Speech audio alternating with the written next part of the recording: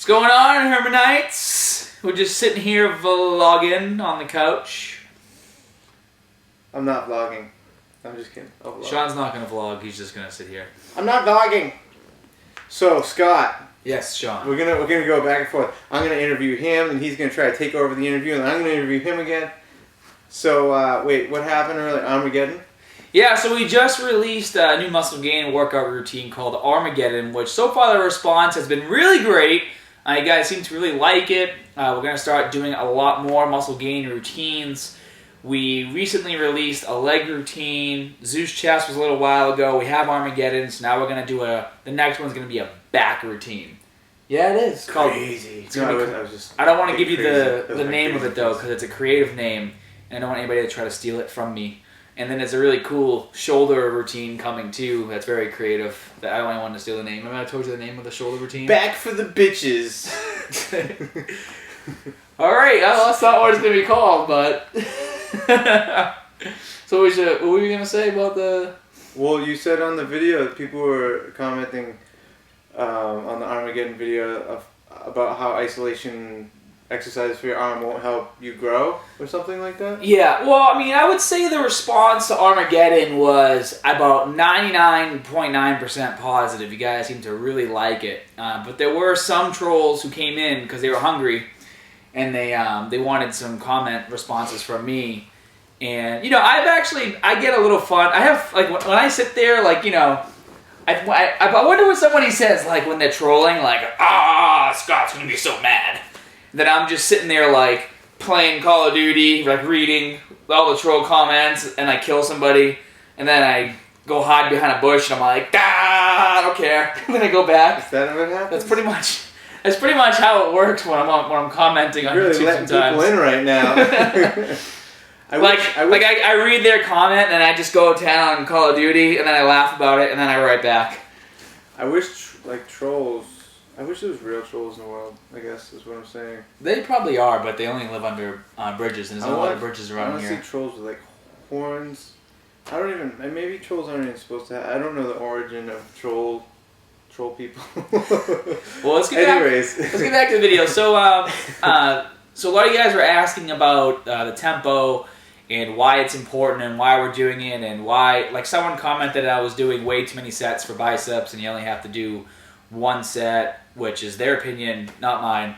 I mean, technically you can do one set, one freaking long set. I'm so bad with the swears.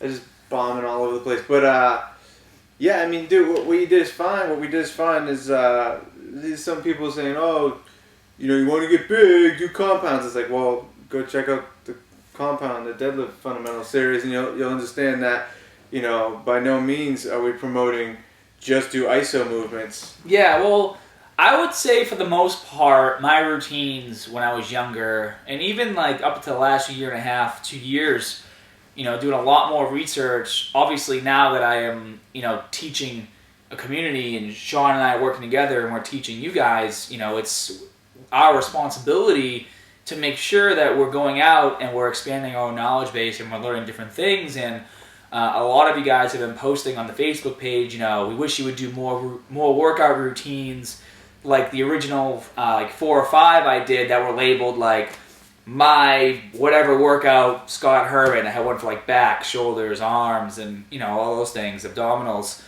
And so I'd like to get back to those, but I want to reintroduce them into a new way. Granted, I have Herminator 1.0 coming out, but that's not a muscle gain routine. That's a strength and endurance routine that I'm putting together. But while that's being created, a lot of you guys, you know, obviously still want to gain muscle. You want to switch things up. And by introducing these new terms to you guys, such as TUT, which is TUT, time under tension, and tempo, and we talk about volume and why that's important to train with volume in order to get bigger. We're starting to put a lot more emphasis. A lot of the comments, Sean, were how much weight should I use when doing this routine? Mm-hmm. And, you know, the tempo is very different. If you guys haven't seen Armageddon yet, you can obviously go check it out on the YouTube channel. But the tempo that we have you guys use is a 2-2-4 tempo. So it's 2 seconds on the way up, hold for 2. Well, 2 seconds on the positive, 2 seconds on the isolation, and then 4 seconds on the negative. And obviously, where the positive and negative is going to change depending on the exercise that you're doing. I was just kind of demonstrating a bicep curl. That's why I was going like this when I was talking. Yeah. And the reason why, the reason why I say 1,000 is because a lot of people, especially my girlfriend, when she does her tempo, whenever she gets to the 4, it's usually like a 2.5, especially if the weight starts to get heavy. And that happens to all of us because you're getting tired, your muscles are getting full of blood, you're exhausted. Yeah, you're getting exhausted. That 4 seconds needs to be a solid 4 seconds. So 1,000, 2, 1,000, 3, 1,000, 4, 1,000. That's 4 seconds. And so let's talk to them a little bit about what. Can I interject about because people are asking about weight. Yeah. Oh, wait, let's get back to that. Yes. What weight to use? So all I want to say is in these routines, these muscle gain routines like Armageddon, very much isolation based for the most part, from what I recall. This isn't, so it's not like a whole program, we're setting up a whole program, but these are like some accessory movements. So if say you wanted to do an accessory day, like an arm accessory day, you want to get bigger arms. You might be doing a lot of compound lifts, but you're like, I do want bigger arms, I want some aesthetic stuff in there.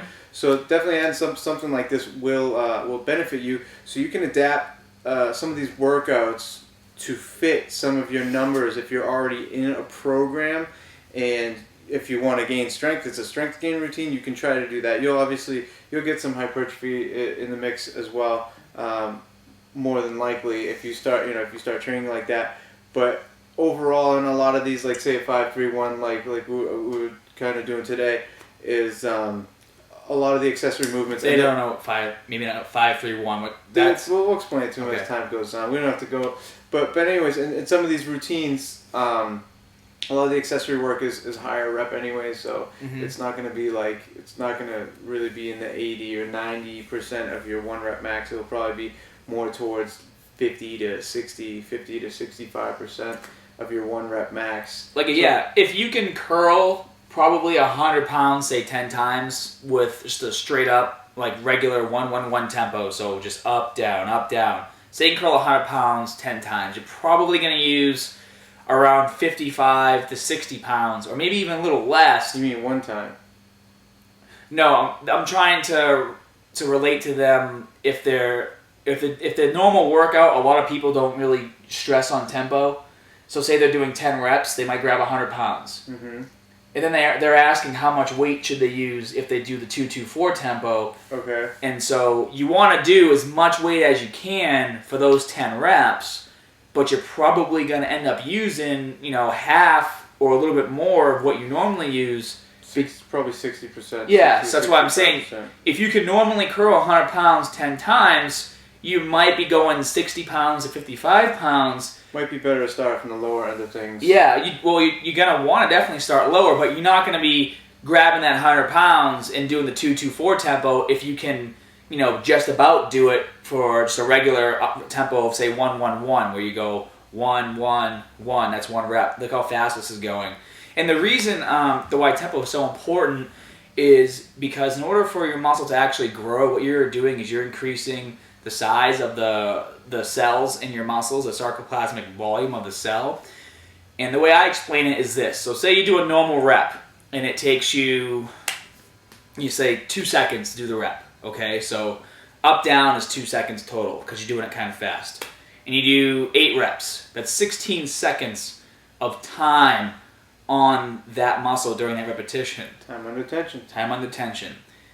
Now, if you use the tempo of 2-2-4, that's 8 seconds per rep. And if you do 8 reps, now you have 64 seconds of time on that muscle doing the same exercise, the same rep range, but 64 compared to 16 is obviously a huge difference. So that's why you guys are feeling that pump, and that's why you guys are feeling this routine so much more, because you have more time on that muscle, which is the more volume you have, the harder you work it, the more it's going to grow within that rep range.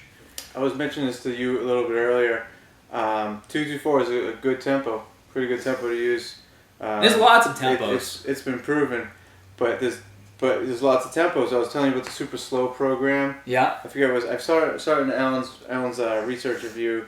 He did, I think it was like one of the hidden gems or something. And basically, this group, I forget what the name of the group was, they took some research to try to prove that really slow time under tension works better. You know, so using extremely long, like upwards, I believe upwards over 12 to 20 seconds per rep or something like that, like super, super slow. They try to sell this whole prescription to this style of programming. And then I told you, remember, they were doing certifications and stuff, and people were getting certified just to do super slow training. Were they claiming that for just muscle gain or strength? Yep, they were claiming it was more effective, that you would actually gain more muscle. But I think that one of the major mistakes that they were going off of, basically everything that they were doing was based off of like one study that was done on like rats in Canada. No, like an elderly, like a few elderly people or something like that. Yeah. But they were going off. But then other people have done, similar studies and found out that maybe 224 tempo is just as effective, if not more effective, than using super slow training. So just a little kind of tidbit to throw in there for you guys. Try that 224. Scott's right on with the 224. I've been teaching 224 for at least 9 years now. You guys started in the Zeus chest routine too, which Sean and I created. That was like 3 months ago. And again, that was for the chest. And that was really well. A lot of people got great results from that. Some people were asking how long they should do this before they see results. And that's going to vary for everyone. That's what my question was very, my answer was very generic. Because someone who's never, like my little brother Christopher just started working out. Without having a profile, I always tell people, without having a profile, without having you in front of me, knowing anything about you, that's a very, very tough question to answer. We can break it down like this though. If you're just starting out or you kind of just started working out, this routine obviously is straight up muscle gain. Muscle gain does not equate to leaps and bounds and strength gains. But if you've never really trained before, you're going to see a huge increase in your strength along with the muscle just because you're waking things up is what I like to say. You're just starting to train. But it'll get to a point where the strength gain will kind of plateau and then you'll still continue to build muscle doing this routine, doing this type of tempo. And then you can go into a progressive overload from there. What was I just going to say? So muscle gain. You're talking about the tempo. You're teaching it a lot and teaching. Muscular size. Okay. Do you want to? Maybe you're gonna go into like different tempos, like explosiveness is different. Like so one of the things I was thinking is I don't always stick to that 224 as much as you like try to, and you start getting through. You're like 2 3, 2 3. You start going a little bit faster as time goes on. Definitely really important to pay attention to. That beautiful thought that I just had just escaped. Well, maybe I can talk about something else, and when it comes back, just interrupt me. Okay, that works. So I'm actually working on a paper for you guys that's talking a lot about rep ranges and tempos and different types of hypertrophy training, and I've been working on it for a while, but I've been working on like 30 things at once, which is obviously why it's not done yet. But I will make it real quick. Yes. Okay. Beginners. Beginners will see a lot of results. I have a guy who hits me up. He's a kid. He's like 19 or 20, and he hits me up on Facebook all the time. He'll ask me. He trusts me, so he asks my advice and stuff. And is it weird that I kind of want to sit like this? It's more than weird. It's awkward. This allows me to get more engaging. Yeah, you're engaging. So we'll call him Bill or whatever.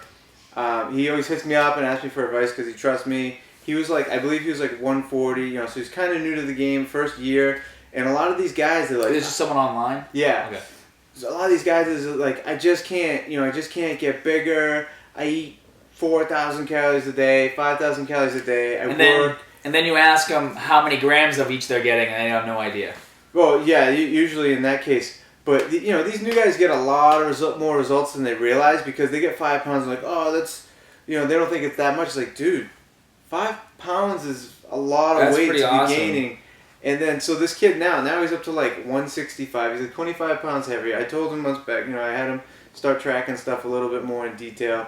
I told him to bring his lifting down to about 3 days a week. You know, minimalize his cardio because he was getting enough cardio at work. So a lot of the newer guys, the noobs, they don't realize how quickly they are growing because they're so eager to grow a lot, grow like 25, 30, 40 pounds bigger. But in actuality, these kids are getting, you know, anyone new to the game are usually getting a lot of results if they're exercising really hard, if they're pushing, you know, their sets. Yeah. Especially use a 2-2-4 tempo, and then if you want to get stronger, you know, use your 1-1-3, get explosive. These guys are getting awesome results, and they don't realize it half the time, and it's frustrating because I just want to be like, dude, you're doing fine. I'm gonna kill you, and you just got 20 pounds of results, which I couldn't get the same type of results as a new guy, so it pisses me off. One of my favorite things, Sean, is you know, working with like the newbies, the beginners, and not even kids that I say that are beginners. Like there's a group of guys that go to my gym. They're young. They're like 18, 17, 19 years old. And you know, I've seen them lift, and they do a lot of things right. And then I come over for like 2 years. Yeah, when they're in pretty good shape, and then I kind of come over and I'll give them some pointers and stuff. And now it's like we're all buddy because their workouts are working out good. They've seen the videos and stuff. One of the guys, his name, I'll call him out if he watches. His name is Ryan. I've been telling him, I think, for almost 2 months to get on the meal plan. Because he keeps asking me, because he's a pretty big kid, but he wants to trim down. He wants to lose a bit of body fat. He wants to do it all. But he wants to get more muscular. Exactly. He wants to do it all. And it's a beautiful thing. But I said, well, you know, we can trim some of that fat off if we know what your macros are. And we've been saying the word a lot, even on the page. A lot of you guys ask, you know, what does that mean? And usually some other Hermanites will explain what it means before I get to it. But I was like, dude, how many grams of protein you have in a day? And he's like, oh, you know, I'm probably having, you know. He has no idea.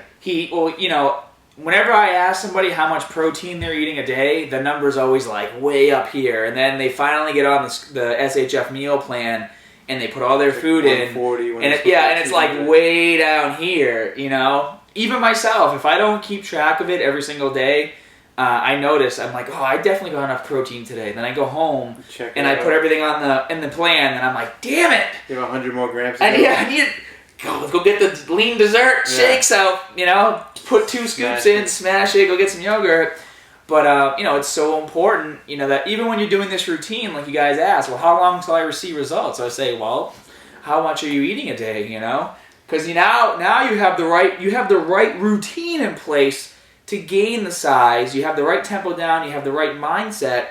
Now it's gonna come down to, are you eating correctly to gain that weight? Which isn't that hard to do as long as you know what your macros are a day. Which is why, you know, Sean was, you know, telling me for months, post photos of your food, say your macros. And I'm like, I don't feel like it. And he's like, just do it. And that's so. I mean, granted, now I have an iPhone, it's easier. I don't mind taking photos now, but my BlackBerry was horrible. Take pictures of my food. Yeah, Siri, just do it. So. But anyway, so. What I call that, when you show someone what they need to be doing, is. Call that teaching? I do it, well, yeah, I do it with my clients, and I'm trying, you know, the best thing to do for someone to help them get results is just create as clear and as big a path as you can. And so obviously the more information people have, sometimes it seems like the path should be bigger, but people get, you know, they get cluttered with all this information. Well, it's usually like the finite details that really they don't need to worry about right now. Unless you have like I'm sorry I cut you off. Yeah, it's all right. Unless you have like an issue or some sort of complication with your body, such as high blood pressure or diabetes or some sort of like high triglycerides or thyroid or something like that, how you eat is mostly going to depend on those macronutrients. Yeah. Would you agree? Yeah. So, I mean, for trainers out there, for you guys who are looking to help your friends and looking to train clients, it's all about creating a path, in my opinion, and just being structured from beginning to end and just slowly laying things out. You know, different people learn at different rates, so some people might absorb everything. It's amazing when you get like a younger client who will absorb everything, because you're like, awesome, they have almost everything they need for the rest of their life. And when you break it down between calories, you know, macros, micros, that's like everything right there. Mm-hmm. So once people know that all they need to do is track, it's a numbers game. It's not about the food. It's about the numbers. Mm-hmm. When you all break it down, it becomes a lot easier for the rest of your life to really figure out what you need to be doing. You know, and then kind of plan from there. And well, that's why people remember we were reading the comments earlier on my my Chipotle burrito that I got, and there was like a whole paragraph. Chipotle right now. What? I might go to Chipotle today. It's right on 114. I'm gonna eat some Chipotle. So good. When I go to, I get the same thing. I'm very boring, but it's awesome. I just get a burrito, and I always say the same exact thing to this waitress. I'm like, listen, see the rice and just put as much in there as possible. And they're like, you want any? I'm like, no, I don't want anything else. Rice and beef. Yeah, just rice and chicken or beef, whatever they have there for meat. Just pack it in as much as you can. And then, you know, they take one scoop and put it. I'm like, no. Pack it in. I go, I don't. She goes, yeah, well, it costs more money for more chicken. Listen, I can afford the extra $1 for extra chicken. Okay, put that in there. Get that in. But one of the comments was talking about like sodium, you know, and a lot of people, and I'm not calling you up, by the way. Obviously, I'm just going off of your comment, and I like the constructive criticism and you guys engaging. So if you're watching this video, I forget what your name was. I think sodium's a tricky topic. That's what I'm saying. It is tricky because it's so important.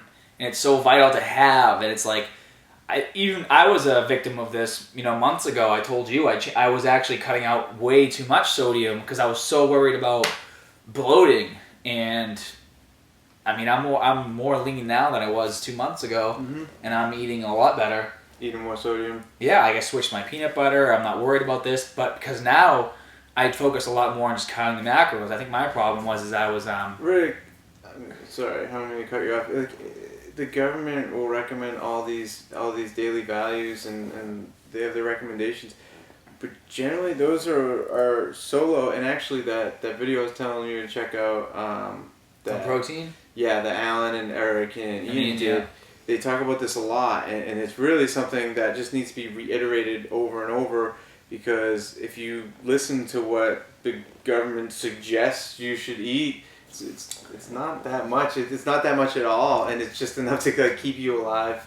Yeah, that's why I'm buying a sword, because of the government. Answer to everything, big sword. Chop your face off. I want a sword. All my friends would say, why don't you just get a gun? And I said, because these guns will never run out of bullets. So, sodium, anyway.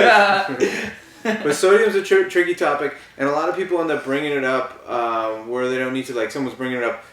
Your sodium intake just by eating a burrito at Chipotle is pretty ridiculous. And a bunch of people mentioned Chipotle away, and I did see that episode of South Park, and that was awesome, but that didn't happen to me. Dude, even if you have 2 grams of sodium in a meal, I don't care. I don't care either. Yeah, I don't care. I actually recommend it. Yeah, sodium is very important. You'll do a video on sodium. We'll do a video on sodium at some point. Let's see who can eat the most salt in an hour. You can. I will let you. Before you I don't know puke. what happens if you take a tablespoon of cinnamon at once, you puke. A seizure. If you have just eat 15 grams of If you salt. take Don't do this. I saw it on Tosh.0. If you take a straight tablespoon of cinnamon and eat it, you can't. You'll throw up. Yeah. That's he did all these things at once. He did stupid. He tried doing a gallon of milk. And he tried to smash all these things with his head, like peanuts or something. He couldn't even do it because he was so sick from the cinnamon. Tosh is most likely a little mentally challenged in some way, shape, or form. I love Tosh.0. He just makes me so happy. Really disgusting. Anyways, you see the one where the chick was on the swing and she decided to let go at the top? Maybe this wasn't ridiculousness.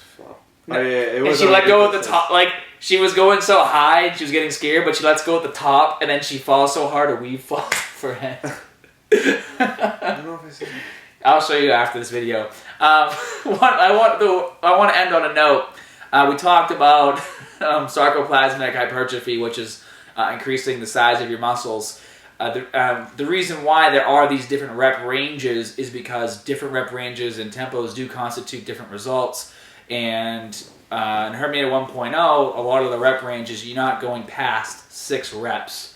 And it's because when you put your body in a lower rep range, you're no longer you're not putting a lot of volume on the muscle. You're not really increasing the size. You'll see bits of size gain, but what you're actually doing is you're forcing your muscles to contract so hard that they actually start to create more contractile proteins within the muscle fibers, which is basically just when actin and myosin cross each other and make your muscle actually contract. I don't know why I'm doing this, but it just kind of gets the point across.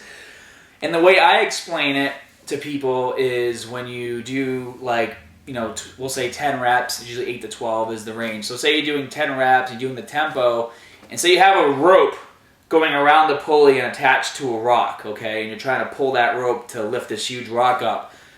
Training for muscle gain, 10 reps, is like that rope just getting bigger, but it's still on the same pulley and connected to the same rock. Doing, you know, low repetitions, you're building more contractile proteins. Let's visualize those contractile proteins as more humans holding ropes connected to pulleys that's connected to the rock. So say now you have 10 pulleys, but all the ropes are the same size, and now that rock goes up a lot easier. Like that analogy? There you go. It's pretty good. So sarcoplasmic is one rope stays the same size, not really, you know, it might make the rope stronger to pull that rock, but it's going to be still pretty hard. Lower rep range, more pulleys, more ropes, more contractile proteins. You can get a harder contraction and lift more weight. So we want both, right? Well, yeah, obviously you would want both, but I think we need to make it very clear, and we need to probably put maybe more stuff on the Scott Herman Fitness website, which is why I'm writing this paper, so you guys can understand, like, you know, you want to get bigger and you want to get stronger, but, you know, if you're training specifically to bodybuild for aesthetics and get certain muscles bigger, the amount of weight you use doesn't have to be your absolute max. It's more about the tempo and the rep range that you're going to use. And then when you're trying to build strength, it's a different type of training. But overload will still work. Yeah. Towards I mean, it, just not to the same degree as repetition. And, well, to look at the research on that, the repetition and, although you may be right, the repetition and the they do the correlate. amount of volume and the timing. There's a couple cool, studies done, and one of them was really cool. It's very basic. They had, you know, person A, person B, and person C, and person A trained in the rep range, we'll say 1 to 6 reps, okay, and then person B trained 8 to 12, and then person C trained 15 to 20, and then after, say, 2 months of training, they had those people try out each other's rep ranges, and the person who trained within their own rep range was the strongest in that range. Yeah. You know, so if you're person A training 1 to 6 reps, and after 2 months, you'll probably be the strongest and be able to lift the most amount of weight within that rep range, but you're not going to be the best at the 8 to 12 and definitely not the 15 to 20 because you're training your muscles differently. You have dog poo in your shoe. I know, we gotta... Anyways, I don't want to add to that real quick. You know, it's starting to smell a little bit in here because I stepped in some dog poo. Dog doo-doo. So what I was going to say, like, things that you want to think about on those types of research, you guys want to think about, I want you guys to always focus on critical thinking.